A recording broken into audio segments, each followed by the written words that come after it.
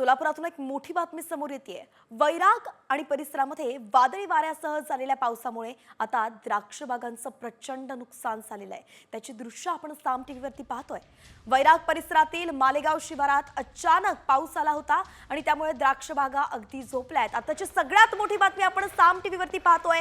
सोलापुरात अचानक आलेला जो अवकाळी पाऊस होता त्याने धुमाकूळ घातलाय आणि त्याचा परिणाम द्राक्ष बागांवरती झालाय। अगदी द्राक्ष बागा आडव्या झाल्याचं आपण पाहतोय। विश्वभूषण लिमये आपले प्रतिनिधी आपल्या सोबत जोडले गेलेत। विश्वभूषण, काय सांगाल की किती एकरांमध्ये हे नुकसान झालेलं आहे? शेतकऱ्यांचं किती नुकसान झालंय? पंचनामे होणार आहेत का?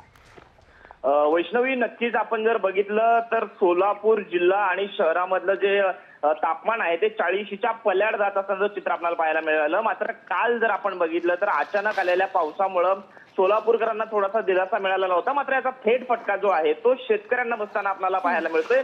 सोलापूर जिल्ह्यामधील जे द्राक्ष बागायतदार आहेत त्यांना हा थेट फटका आपल्याला पाहायला मिळतोय। सोलापूर जिल्ह्यामधील जो बार्शी तालुका आहे आणि त्यामधला जो वैराग परिसर आहे आणि त्यातील जो मालेगाव परिसर आहे त्यामुळे जवळपास 1 हेक्टर क्षेत्रातील द्राक्ष बागाला त्या ठिकाणी नुकसान पोहोचलेलं आहे। अचानक आलेल्या वादळी वारा आणि पावसामुळे त्या ठिकाणी संपूर्ण 1 हेक्टर बाग जी आहे ती आडवी झाली आणि त्यामुळे जवळपास 15 ते 20 लाखाचं नुकसान झाल्याचं शेतकऱ्यांकडून म्हटलं जातंय। त्यामुळे शेतकरी राजा जो आहे तो मेटाकुटीला आल्याचं चित्र आपल्याला पाहायला मिळतं। वैष्णवी, धन्यवाद विश्वभूषण, अगदी सविस्तर अपडेट आपण दिली। आपण पाहतोय की 1 हेक्टरची संपूर्ण ही बाग आहे, 15 ते 20 लाखांचं नुकसान आहे आणि ही भयंकर दृश्य, केविलवाणी दृश्य आपण सध्या सामनेवरती पाहतोय। बळीराजा सध्या संकटात आल्याचं दिसतंय। सोमवार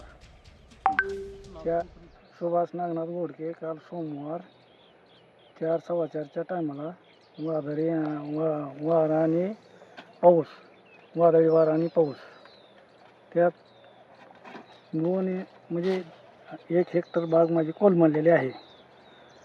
तर त्यात माझं कमीत कमी 15 ते 20 लाखाचं नुकसान झालेले आहे।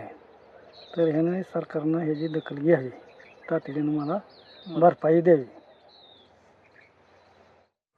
तर तातडीनं भरपाई द्यावी अशी मागणी आता या शेतकऱ्याने केली आहे। सरकार त्याच्याकडे लक्ष देतं का पाहावं लागेल।